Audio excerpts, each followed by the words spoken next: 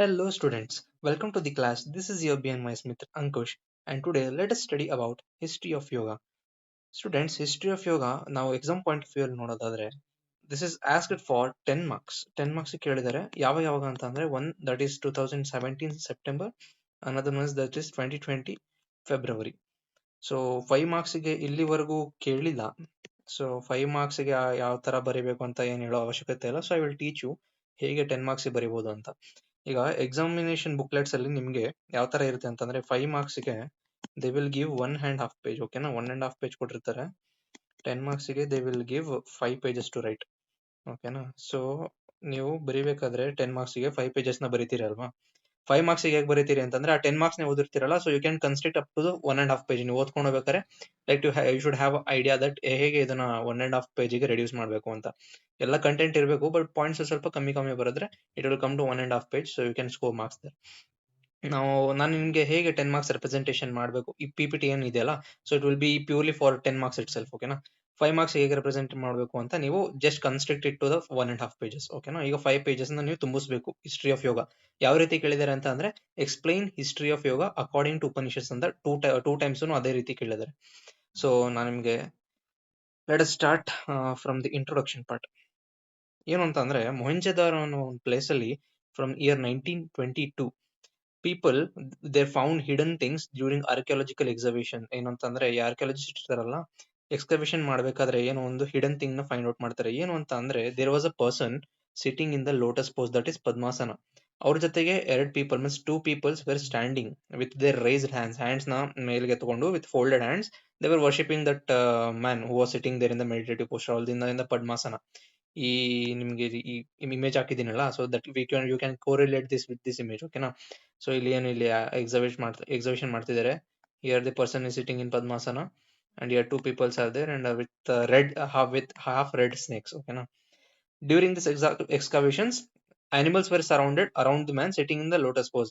ಇನ್ನು ಮುಂದೆ ಹೋಗ್ತಾ ಎಕ್ಸ್ಕವೇಟ್ ಮಾಡ್ಕೊಂಡು ಹೋಗ್ಬೇಕಾರೆ animals were surrounded around the man sitting in the lotus pose, ಆ ತರನು ಒಂದು ಪೋಸ್ಚರ್ ಅವರಿಗೆ ಸಿಕ್ತಂತೆ. ಸರಿನಾ, ಇನ್ನು ಕೆಲವರ ಕಡೆ ಯಾವ ತರ ಸಿಕ್ಕಿದೆ ಅಂತ ಅಂದ್ರೆ upper half of the body with closed eyes, ಮೇಲೆ body with half closed eyes ಮತ್ತೆ ಮೆಡಿಟೇಷನ್ ಪೋಸ್ಚರ್ ಎಲ್ಲ ಸಿಕ್ಕಿತ್ತಂತೆ. ಈ ತರನೇ ಹಲವಾರು similar excavation similar findings Harappa civilisation ಇರೋ ಕಾಲದಲ್ಲಿ ಇವರಿಗೆ ಸಿಕ್ಕಿದೆ. ಓಕೆನಾ, in the year 1922, so you can mention this year. We are studying the history of yoga that in the Indus valley civilisation. ಆಯ್ತಾ, make a note on it. ನಾವು ಇಲ್ಲಿ history of ಯೋಗ ಓದೋಕ್ಕಿಂತ ಮುಂಚೆ we will classify the periods. ಓಕೆನಾ, 6 type of classifications ಬರುತ್ತೆ ಇಲ್ಲಿ periods. One is the Vedic period, sorry pre Vedic period. Another one is the Vedic period, pre classical period, classical period, post classical period and the modern era or the modern period. ಎಲ್ಲದನ್ನು ನೀಟಾಗಿ ಒಂದೊಂದಾಗಿ ಓದ್ಕೊಂಡು ಹೋಗೋಣ. First classification of the period is the pre Vedic period, that is before 3000 BCE. Archaeologist findings ನಾನೇನು ಇಲ್ಲಿ ನಿಮ್ಗೆ ಮುಂಚೆ mention ಮಾಡಿದ್ನಲ್ಲ, during the Indus valley civilisation Harappa and the Mohenjodaro ಅನ್ನೋ ಪ್ಲೇಸ್ ಅಲ್ಲಿ. So showing that meditative postures are the yogic posture ಮತ್ತೆ meditative posture ಎಲ್ಲರೂ ಅಂತ ಮ್ಯಾನ್ ಎಕ್ಸ್ಕವೇಷನ್ಸ್ ಮಾಡ್ಬೇಕಾದ್ರೆ ಸಿಕ್ತು ಅಂತ ಹೇಳಿದ್ನಲ್ಲ. So that comes under the pre Vedic period. Yoga during this period was mainly initiative and experimental. Initiative ಅಂತ ಏನಂದ್ರೆ ಒಂದು ಗಟ್ ಫೀಲಿಂಗ್ ತರ ಇತ್ತು. ಯೋಗ ಅನ್ನೋದು ಯಾವುದು ಎಕ್ಸ್ಪೆರಿಮೆಂಟಲ್ ಬೇಸಿಸ್ ಇರಲಿಲ್ಲ ಅವರಿಗೆ. ಸೊ ಅವ್ರು ಏನು ರ್ಯಾಂಡಮ್ ಆಗಿ ಅವ್ರು ಥಿಂಕ್ ಮಾಡಿ ಅನ್ಕೊಂಡಿರ್ತಾರಲ್ಲ, so that is called as initiative and experimental.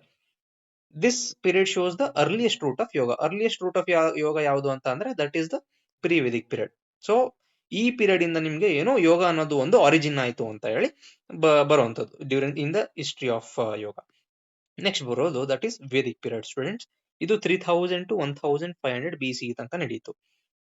ಈ ಪೀರಿಯಡ್ ಅಲ್ಲಿ ಏನು ಅಂತ ಅಂದ್ರೆ ನಮ್ದು ಏನ್ ವೇದಾಸ್ಗಳು ಇದಾವಲ್ಲ, that got originated. That is Rigveda, Yajurveda, Samaveda and Atharvaveda. ಹೆಸರಲ್ಲೇ ಇದೆ ವೇದಿಕ್ ಏನಂತ, ವೇದಿಕ್ ಪೀರಿಯಡ್ ಅಂತ. So during this period the 4 Vedas were originated, that is Rig, Yajur, Sama and Atharvaveda. ಈ ವೇದಿಕ್ ಪೀರಿಯಡ್ ಅಲ್ಲಿ ಯಾವ ರೀತಿ ಎಂಫಸೈಸ್ ಆಗ್ತಿತ್ತು ಅಂತ ಅಂದ್ರೆ it was based on the rituals ಅಂತಂದ್ರೆ ಯಜ್ಞ, ಅದೇ ಹೋಮ ಅಂಡ್ ಯಜ್ಞ ಮಾಡ್ತಾರಲ್ಲ, so that is called all this rituals. ಆಮೇಲೆ ಮಂತ್ರ ಚಾಂಟಿಂಗ್ ಮತ್ತೆ meditation, all this included in this Vedic period. ಈ ಯೋಗ ಮೇನ್ಲಿ ಸ್ಪಿರಿಚುವಲ್ ರಿಚುವಲ್ಸ್ ಮೇಲೆ ಇವರು ಕಾನ್ಸಂಟ್ರೇಟ್ ಮಾಡ್ತಿದ್ರಂತೆ. ಸೊ ಈ ವೇದಿಕ್ ಪೀರಿಯಡ್ ಅಲ್ಲಿ ಇತ್ತಲ್ಲ, ಸೊ ಸ್ಪಿರಿಚುವಲ್ ರಿಚುವಲ್ಸ್ ಲೈಕ್ ಹೋಮ ಮತ್ತೆ ಯಜ್ಞ ಎಲ್ಲ ಇದ್ವಲ್ಲ, ಸೊ ಅದನ್ನ ಮೇನ್ಲಿ ಇವರು ಫೋಕಸ್ ಮಾಡ್ತಾರೆ. ಈ ಇಮೇಜಸ್ ಅಲ್ಲಿ ಹಾಕಿದನಲ್ಲ, ಇವರು ಹೋಮ ಏನೋ ಯಜ್ಞ ಮಾಡ್ತಿದಾರಲ್ಲ, so they were concentrated during this Vedic period.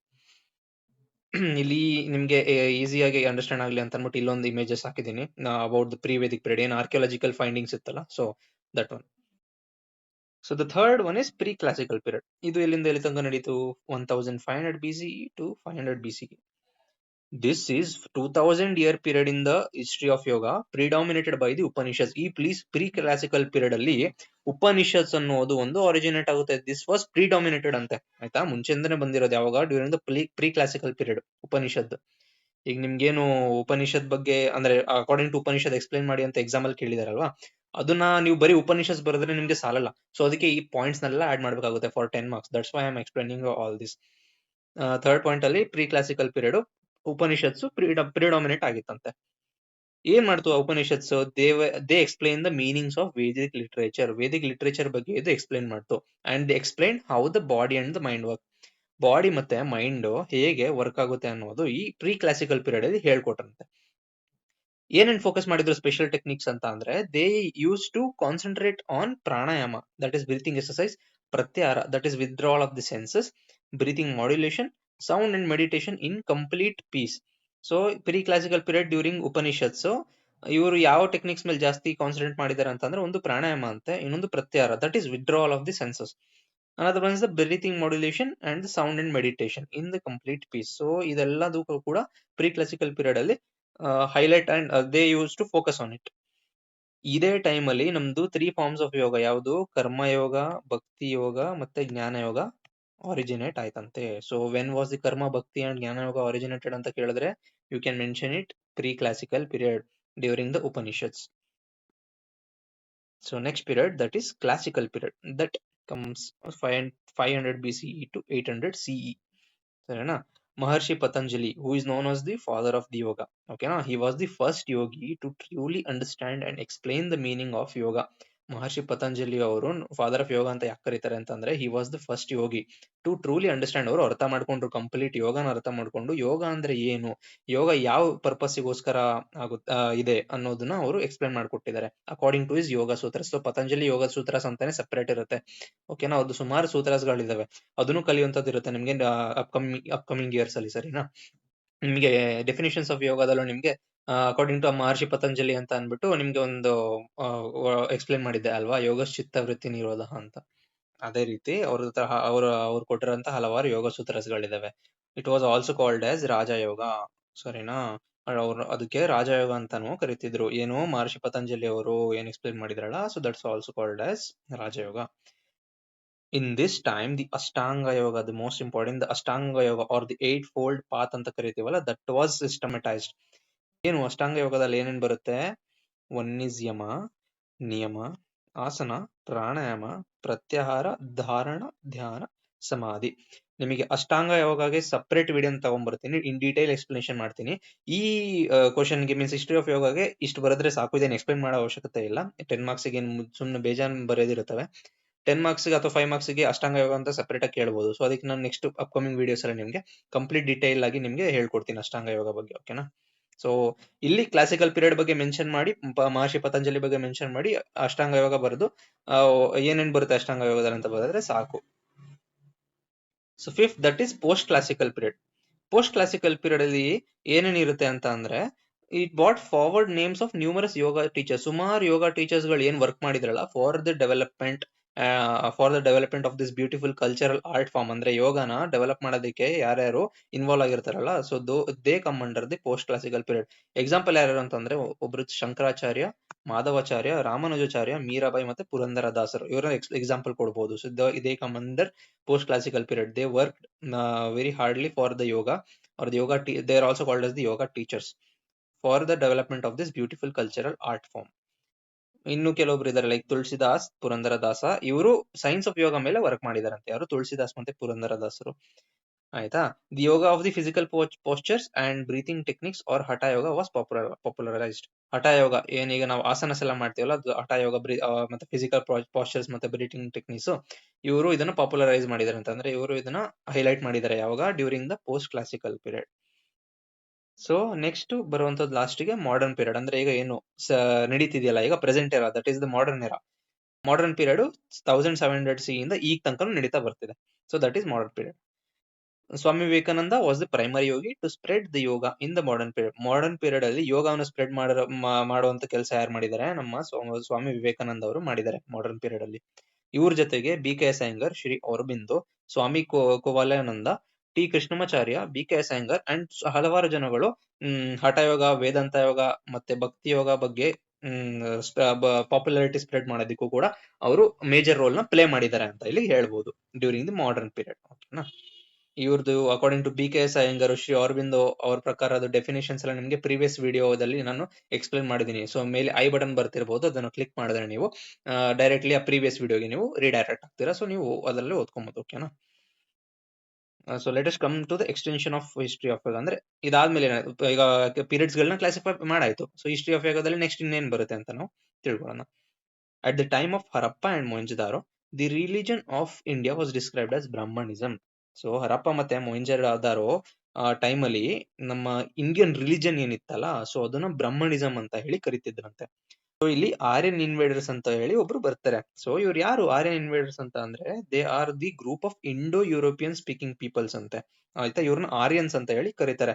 ಇವರು ಬಂದು ಕ್ಯಾಸ್ಟ್ ಸಿಸ್ಟಮ್ ನ ಏನಂತ ಡಿಸ್ಕ್ರೈಬ್ ಮಾಡಿದ್ರು ಅಂತ ಅಂದ್ರೆ, ಪ್ರೀಸ್ಟ್ ಇರ್ತಾರಲ್ಲ, ಪ್ರೀಸ್ಟ್ ಗಳನ್ನ ಬ್ರಾಹ್ಮಿನ್ಸ್ ಅಂತ ಹೇಳಿ ಡಿಸ್ಕ್ರೈಬ್ ಮಾಡಿದ್ರು. ಸೊ ಬ್ರಾಹ್ಮಿನ್ಸ್ ಏನಾಗಿದ್ರು, ಇವರು ಹೆಡ್ ಆಗಿದ್ರು. ಎಲ್ಲಾ ಕಮ್ಯುನಿಟಿಗಿಂತ ಇವರು ಹೆಡ್ ಆಗಿದ್ರು. ಬ್ರಾಹ್ಮಿನ್ಸ್ ಆದ್ಮೇಲೆ ಬರುವಂತವ್ರು ಕ್ಷತ್ರಿಯಾಸ್ ಅಂತೆ. ಬ್ರಾಹ್ಮಿನ್ಸ್ ಆದ್ಮೇಲೆ ಕ್ಷತ್ರಿಯಾಸ್ ಬಂದ್ರು. ಸರಿನಾ. ಈ ಬ್ರಾಹ್ಮಿನ್ಸ್ ಏನಿತ್ತಲ್ಲ, ಅಂದ್ರೆ ಇವ್ರದ್ದು ಸ್ಕ್ರಿಪ್ಚರ್, ರಿಟರ್ನ್ ಟೆಕ್ಸ್ಟ್ ಲಿಟರೇಚರ್ ಇತ್ತಲ್ಲ, ಸೊ ಅದನ್ನ ಅವರು ವೇದಾಸ್ ಅಂತ ಹೇಳಿ ಕರೆದಿದ್ರು. ಓಕೆನಾ. ಫಸ್ಟ್ ಬ್ರಾಹ್ಮಿನ್ಸ್ ಹೆಡ್ ಅಂತ ಕನ್ಸಿಡರ್ ಆಗಿದ್ರು. ಬ್ರಾಹ್ಮಿನ್ಸ್ ಆದ್ಮೇಲೆ ಕ್ಷತ್ರಿಯಸ್ ಬಂದ್ರು. ಆ ಬ್ರಾಹ್ಮಿನ್ಸ್ ಗಳದ್ದು ಏನ್ ಲಿಟರೇಚರ್ ಇರುತ್ತಲ್ಲ, ಅದನ್ನ ವೇದಾಸ್ ಅಂತ ಹೇಳಿ ಕರೆಯುವಂಥದ್ದು. ಸೊ ಪ್ರೀಸ್ಟ್ ಗಳನ್ನ ಇವರು ಬ್ರಾಹ್ಮಿನ್ಸ್ ಅಂತ ಯಾರು ಕರೆದಿದ್ದು, Aryan invaders. Next let us move on to the Vedas.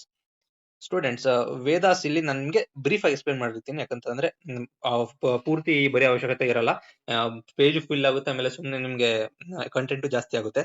ವೇದಾಸ್ಗೆನೆ separate video ತಗೊಂಡ್ಬರ್ತೀನಿ, ಅವಾಗ ನಿಮ್ಗೆ ಕಂಪ್ಲೀಟ್ ಆಗಿ ಏನ್ ವೇದಾಸ್ ಅಂತ ಹೇಳಿ ಪ್ರತಿಯೊಂದು ವೇದಾಸ್ ನೀಟಾಗಿ ಡೀಟೇಲ್ಡ್ ಆಗಿ ಎಕ್ಸ್ಪ್ಲೇನ್ ಮಾಡ್ತೀನಿ.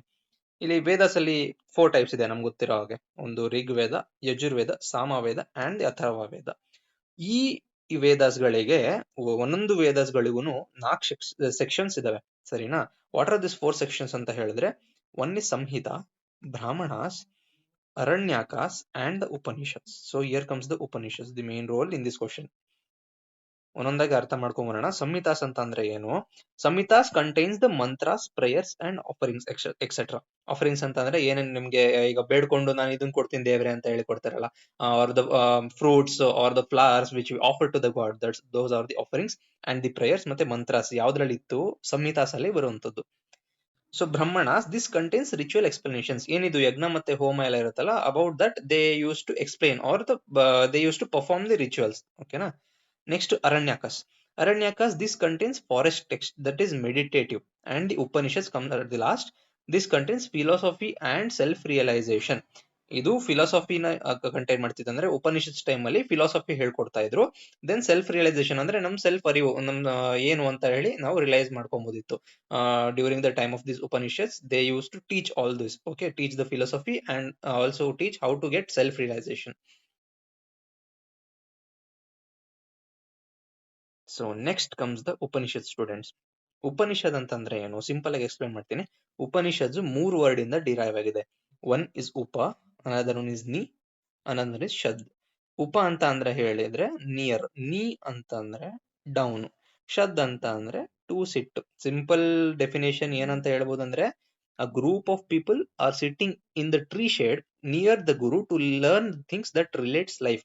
ಸೊ ಇಲ್ಲಿ ನಿಮ್ಗೆ ಏನಿಲ್ಲಿ ಇಮೇಜ್ ಹಾಕಿದಿನಲ್ಲ ಇಲ್ಲಿ, ಸೊ ಇಲ್ಲಿ ನೋಡ್ಬೋದು ನಿಮ್ಗೆ ಏನು, ಇಲ್ಲೊಬ್ರು ಗುರು ಕೂತಿದ್ದಾರೆ, ಇವ್ರ ಸುತ್ತಮುತ್ತ ಎಲ್ಲರೂ ಇಲ್ಲಿ ಪೀಪಲ್ ಗಳು ಕೂತಿದ್ದಾರೆ ಆಯ್ತಾ, ಅಂಡರ್ ದಿ ಟ್ರೀ ಶೇಡ್ ಕೆಳಗಡೆ ಕೂತಿದ್ದಾರೆ. So this is called the Upanishad. ಏನು ಅಂತ ಅಂದ್ರೆ ಒಂದು ಗುರು ಪಕ್ಕದಲ್ಲಿ ಅಕ್ಕಪಕ್ಕದಲ್ಲಿ ಜನಗಳು ಕೂತಿರ್ತಾರೆ. ಸೊ ಆ ಗುರು ಏನ್ ಮಾಡ್ತಿರ್ತಾರೆ ಅಂತಂದ್ರೆ ನಾಲೆಜ್ ನ ಶೇರ್ ಮಾಡ್ತಿರ್ತಾರೆ, or they would be sharing the knowledge which relates the life. ಸರಿನಾ?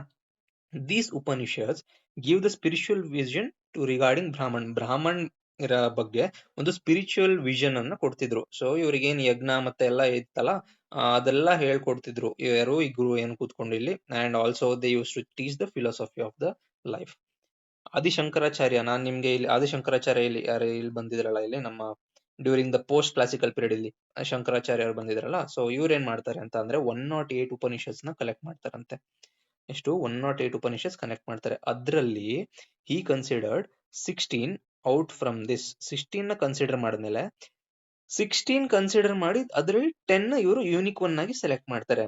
ಈ 10 ಏನ್ ಯೂನಿಕ್ ಆಗಿ ಸೆಲೆಕ್ಟ್ ಮಾಡಿರ್ತಾರಲ್ಲ, so that is called as Dashopanishad are the 10 principal Upanishads. So ನಮ್ಗೆ ದಶೋಪನಿಷದ್ ಬಗ್ಗೆ ನಾವು ಈಗ ತಿಳ್ಕೊಳ್ಳೋಣ.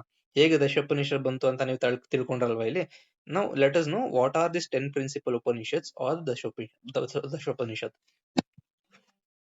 First is Isha Upanishad, next Kena Upanishad, Katha Upanishad, Prashna Upanishad, Mundaka Upanishad, Mandukya Upanishad, Aitairya Upanishad, Taitirya Upanishad, Chandogya Upanishad and Bradharnyaka Upanishad. ಸರಿನಾ? ಈ 10 ಉಪನಿಷದ್ ಏನ್ list out ಮಾಡಿದೀನಲ್ಲ ಅದನ್ನ ನೀವು ಹ್ಯಾಡ್ ಮಾಡ್ಬೇಕಾಗತ್ತೆ. You need to learn this.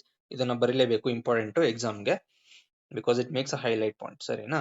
ಈ 10 ಉಪನಿಷತ್ಸ್ ಗಳನ್ನ ನಿಮ್ಗೆ ನೆಕ್ಸ್ಟ್ ವಿಡಿಯೋದಲ್ಲಿ, ನಿಮ್ಗೆ ಅಪ್ಕಮಿಂಗ್ ವಿಡಿಯೋದಲ್ಲಿ ಎಕ್ಸ್ಪ್ಲೈನ್ ಮಾಡ್ತೀನಿ. For this question it is enough by mentioning all this Upanishads. ಸರಿನಾ?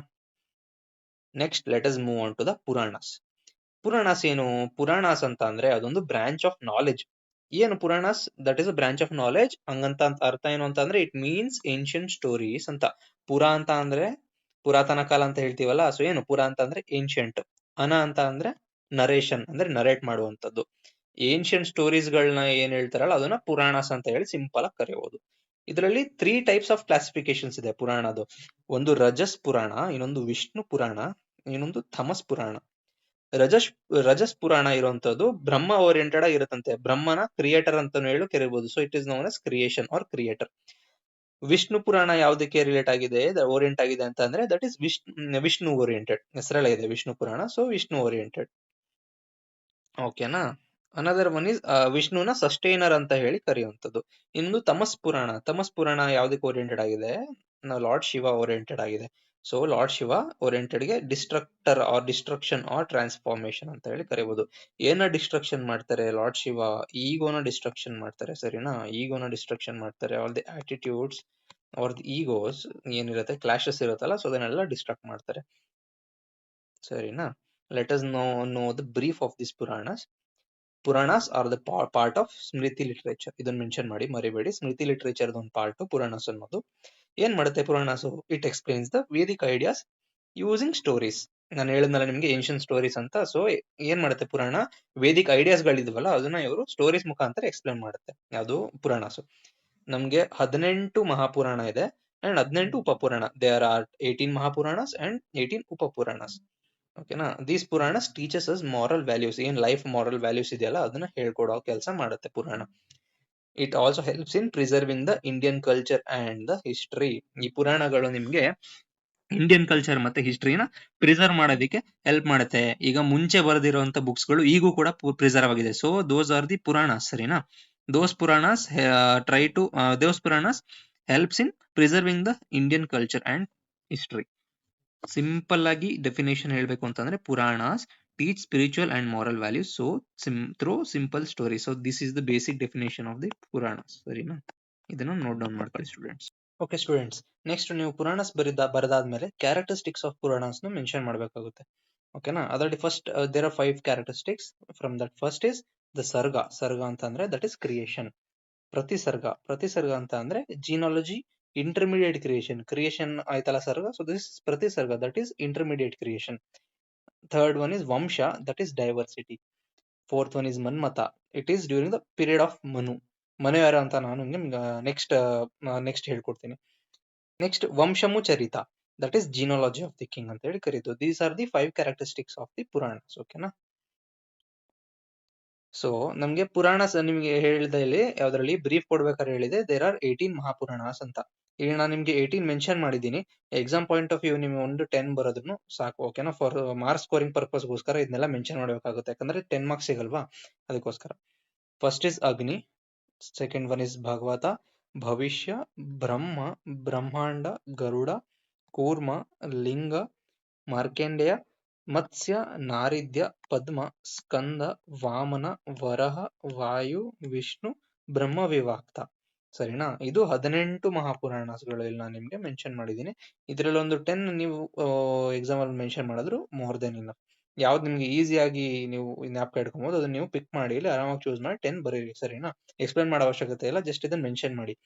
ಸೊ ನಿಮ್ಗೆ ಇವ್ಯಾಲ್ಯೂಯೇಟರ್ ಕಣ್ಣಿಗೆ ಹೆಂಗ್ ಕಾಣಿಸುತ್ತೆ ಅಂತ ಅಂದ್ರೆ, ಓ ಏನೋ ಚೆನ್ನಾಗಿ ನಾಲೆಜಬಲ್ ಆಗಿ ರೆಪ್ರೆಸೆಂಟ್ ಮಾಡಿದ್ದಾನೆ, ಆ ರೀತಿ ನೀವು ಇವ್ಯಾಲ್ಯೂಯೇಟರ್ ಕಣ್ಣಿಗೆ ಕಾಣಿಸ್ಬೋದು.